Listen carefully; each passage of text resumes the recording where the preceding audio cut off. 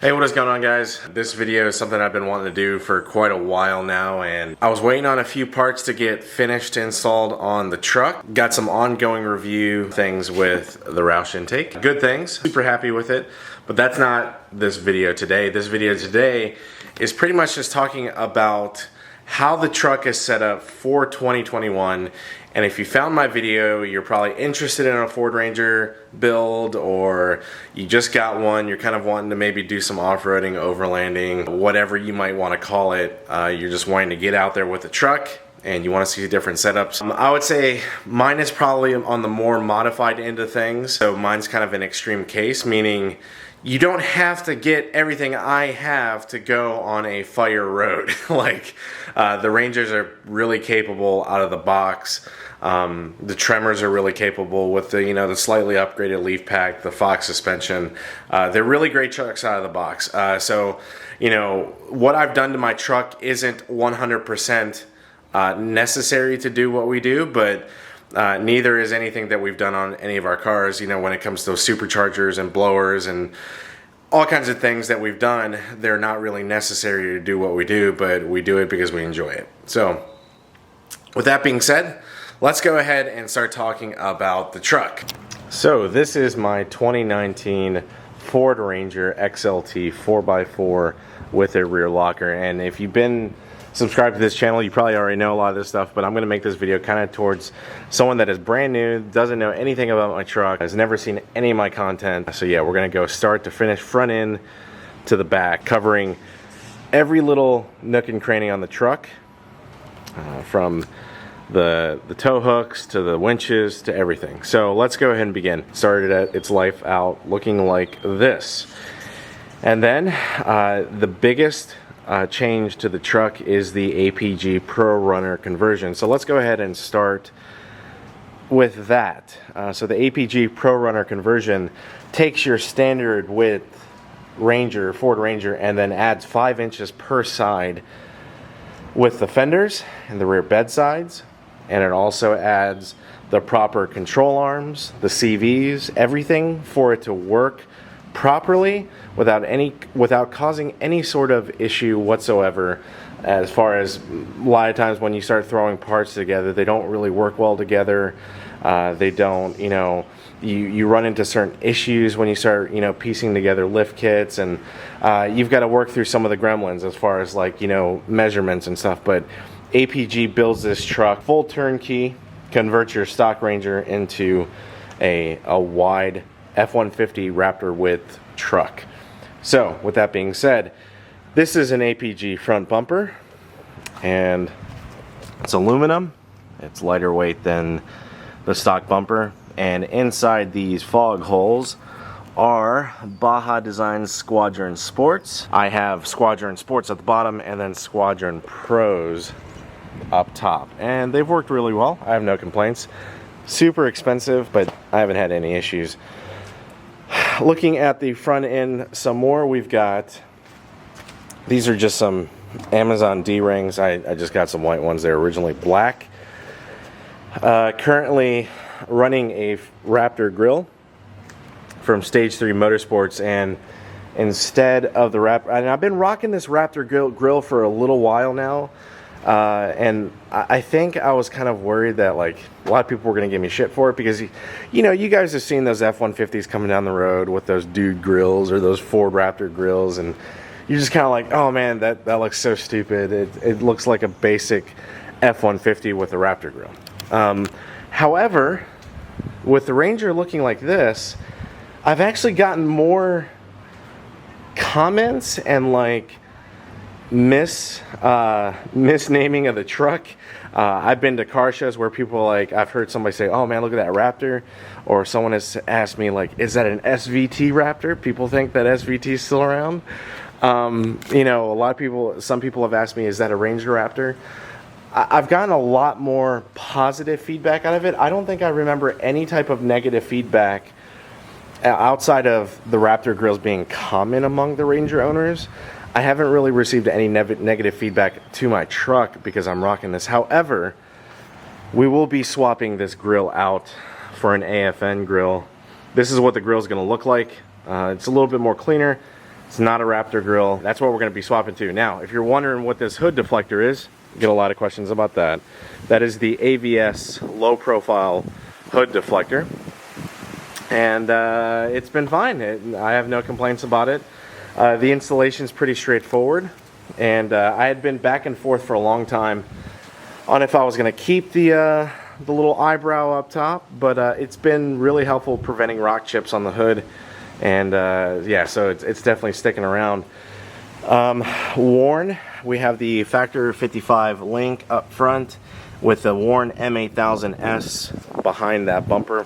It's running the APG winch mount. And let's go ahead and pop the hood here and see what else we got going on. Alright, factory hood struts. Yes, the Ranger does come with hood struts from the factory, no props. Outside of everything else, on the engine bay, we are running a JLT 3.0 catch can. I've been running this catch can pretty much since I've had the truck. Catch can, we empty it out every time we do an oil change. I am running a UPR blow-off valve. It just goes psh every time I let off the gas. It's whatever. It's kind of just for cool sound. I haven't had any issues with it. Also running a Roush Stage 1 power pack system that includes the intake and includes the filter and all that stuff that you need to install the airbox. Now, the airbox system that comes with the Roush intake, it's only the top half of the airbox, so you get to retain your stock bottom portion of your airbox, and you've got your stock inlet. All of it works really well. Fitment, as you can tell, fits really nicely. There's no type of weird fitment problems. Everything has been holding really well. Everything's been holding really well on it, and I have no problems with it. So that's pretty much it for under the engine bay. We do have a Roush tune on the truck, and that's going to be a separate video where I'm going to talk about the experience with that. But it's been, long story short, it's been a great tune so far, and I've had no problems with it. Let's go ahead and shut the hood. Alright, so moving on to the side, you get to really see the hood's still open, so that little gap is just because the hood's not completely shut. So right now we are running Method 304 double standard black wheels with Yokohama Geolander MTG003s. If you've been following me for a while, you know that I've been a huge fan of the Milestar Patagonias, and while I'm still a huge fan of the Milestar Patagonias, the market right now with tire prices has been kind of weird. The replacement Patagonias were about the same price as these, and I wanted to give these a try and take a look at them, and I'm going to be running these for this year and into next, so I'm excited. It's got a really aggressive side tread, really aggressive tread blocks. You can watch a tire review on this. I'm sure that'll go over this tire in a little bit more in depth. But as we step down into here, you get to see those APG control arms. King's 2.5 external reservoir shocks, valved and shimmed for APG. This is not an OEM shock. Aftermarket CV axles, aftermarket tie rod. So different tie rod coming out. Upper control arms, you can see there. Really awesome setup. I've had no complaints. Also, I have an FX4 skid plate temporarily until I get some aftermarket skids. It's been fine. I don't really hit the front end that much. I assume if I do hit something with that, it is going to dent. So let's move further back into the truck. So on the side we are running Schrock work rock sliders. These are frame mounted sliders. Let me get under here so I can show you guys. These are frame mounted sliders. You can take a look there. Hopefully it comes in. Frame mounted. I've hit these a couple times. I've had no problems with it. It's taken every hit without any issue. Any downsides on this? I would say it makes it a little difficult to clean under here, but you can get a pressure washer in there for the most part and get it clean. But yeah, it's been good. You can see my rusty, well, mud colored exhaust, and yeah, not much else going on back over here outside of these Schrockworks rock sliders. Ugh.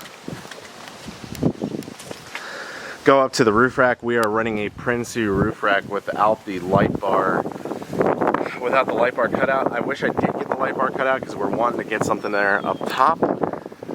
Yeah, it's a Princey rack. Nothing much else to say about it. It's been a good rack system. I've had no leaks.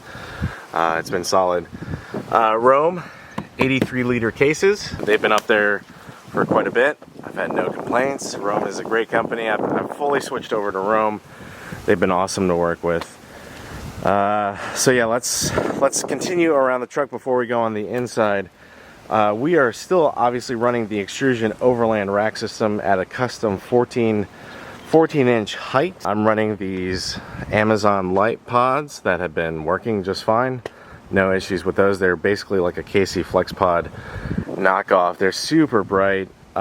This chase bar is an X-Bright Amazon chase bar. It's about $100 on Amazon. This has been working well. I've had no issues with it, so it's been good. The rear bed side of this truck is full carbon fiber. So this is carbon fiber all the way through, connected to the flares. That's carbon fiber. Rear tire size, didn't mention that. It is a Geolandar G003, 35 by 12.5. Rear tire carrier, let's go around back here. Let's talk about the tire carrier a bit. It's got a really nice latch system. It's super simple, and then it swings out. And then it swings out to what I have attached here, which is a front runner camp table. And the front runner camp table has an actual food grade cutting board that we use on our trips. Pretty simple stuff. And then of course, if you have a rig supply swing out, you can still attach stuff to your hitch. 10,000 pound load capacity. So let's get underneath the truck since we're back here anyways. We are running King's 2.5 shocks with APG Devers leaf pack. It's a little dirty under here, but we do off-road the truck. So yeah, APG Devers HD leaf pack. So this is not the standard leaf pack. This is the heavy duty pack that can hold more weight. It's been holding weight just fine. There's other options for leaf packs out there like OME. There's Add-A-Leafs. We've had an Add-A-Leaf on here before. We've had blocks on here. Obviously, without a doubt, hands down, the APG Add-A-Leaf feels the best. It's running a Raptor bump stop, which is included in the package of the APG Devers, and I can see my decal is still attached to my, or the little protective film is still attached to the shock reservoir on the Kings. But as far as exhausts go, we did a muffler delete over here, and we have the stock resonator that's cut over the axle. It does not go underneath the bed, so if we ever do drop the bedside against something, it's not going to dent the exhaust into the carbon. So yeah, outside of that, stock brakes. It's pretty simple. ARB diff cover, pretty easy to install. We did it at my friend's shop. I think it holds just a tiny bit more fluid, but it's real negligible. So like I said, we're running a Extrusion Overland rack system at a 14-inch height. Up top we have the Rome Vagabond tent. It's black with an annex room. You can take a look at what it looks like here.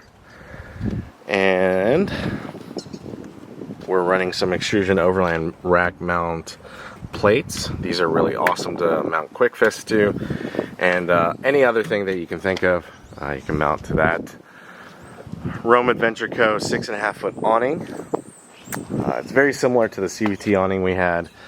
And most of the awnings are going to be fairly similar materials, nothing too crazy. WeBoost antenna. We've been using this WeBoost for quite a while now. It's been super helpful. It actually does boost our signal.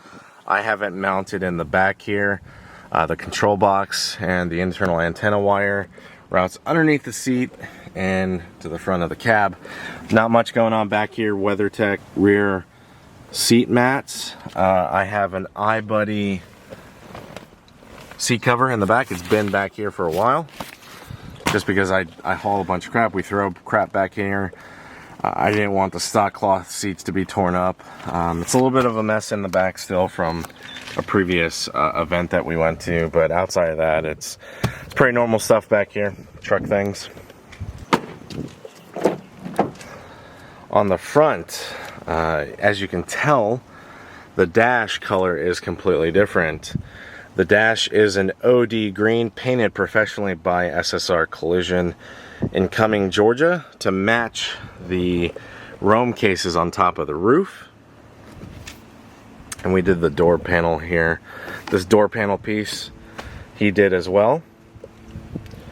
WeatherTech mats up front.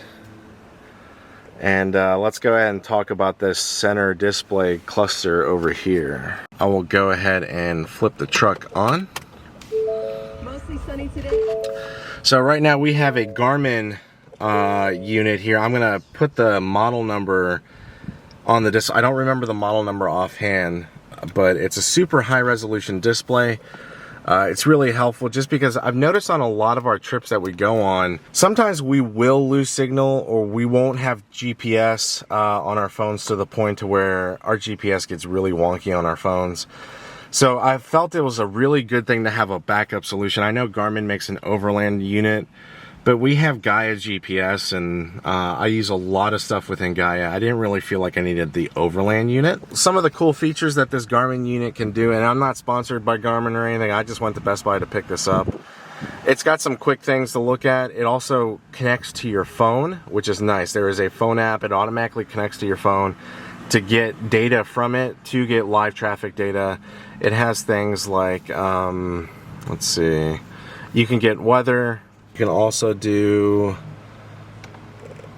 let me see, you can get your weather radar, you can get road conditions. So this will show me the current radar. I think it'll be really, really good to have when we're on the road, and it's a little more focused than having it on your phone. Just because when we're on our phones, sometimes when we're driving, you know, we have Spotify going, and I don't like really using CarPlay as much. So it kind of just hyper focuses your driving, and things that you're interested in as far as where your route's going to be. There's other things. There's trip data. There's traffic cameras, and I don't know. I haven't tried this yet with any type of local traffic cameras, but I believe it can show you traffic camera footage based on the route. Yeah, so there's no cameras on the road ahead. But I think if you're around an area with a lot of traffic cameras, you can find those cameras and you can display those. Outside of that, it's a good, for us, it's just a good backup thing to have. A lot of times Waze or Google Maps can bug out or not give you the proper data. This will reroute you, and it's a super clean and crisp and clear display. It's really hard to show how clear it is on the video camera. You know, a backup unit for us, and something that we can just kind of work with without having to break our phones out and deal with that. So other than that, you know, SSR did the trim around the AC unit here and carried it over to this side. So that is what the dash looks like. Over here on the dash is a Built Right Industries mount, and I'm running the Bulletproof Designs from Amazon carbon fiber arms. The Baofeng radio is just on a magnetic mount that I attached it to on the back. It's just quick and easy to grab and dismount and put that on. I'm still running an Archon mount to hold the GPS unit. Originally I was going to do like a magnetic mount again, but the Archon mount has been working just fine. Dash cam, I am running a Blackview DR900 dash cam, and it proved to be really helpful for us because the Fiesta had gotten hit, and the dash cam footage was so wide, the Fiesta was like off to the side here, and I was able to pick up the footage to that. So I'm super happy with that. Outside of that, we are still running the iDrive unit. So I'm still running the iDrive unit. It is on a lower setting because we are tuned currently. The Roush tune does adjust the I don't really have to crank up the iDrive as much, but we still have it. I'm super happy with the iDrive unit still. I'm not taking that out. Outside of that, still have the stock seats. Up here I have an outer limit supply patch that has medical information in it. So our medical information's in here. If I'm ever hurt or someone in the vehicle is hurt, they can grab this out and provide that to any type of medical services. If you're interested in this, go check out Outer Limit Supply on Instagram. Got some patches up here, nothing crazy. I got a magnetic mount that was originally holding the walkie-talkie for that, but I'm going to use it for something else. Oh, before we get to the outside of the truck again, I'm still running these Amazon switches. I'm eventually going to be switching to like an S-Pod system or some type of pod system maybe mounted up there to control all the lighting on the truck. That's going to be a project later on, you know, when funds are available for something like that. We just got so much going on, and this works still. I haven't had any problems with these Amazon switches. But eventually I'm going to replace this bottom plate with a stock one that isn't drilled out, and then have a shop redo all that wiring. So I hope you guys enjoyed this video of me talking about the truck and kind of walking around the truck. And I'm sure it's possible I missed something, but I covered the big things on the vehicle. Ask me any questions you want in the comments below. I'll send you links. I'll send you any type of, if I have a discount code. If you're interested in Rome, Adventure Cove stuff, shoot me a message on Instagram or email me in the description below. I have to send you a discount code through email or DM, and I'll go ahead and take care of that for you. But outside of that, it's been an awesome truck. We're going on 2 years of ownership, 1 year of ownership with the APG conversion.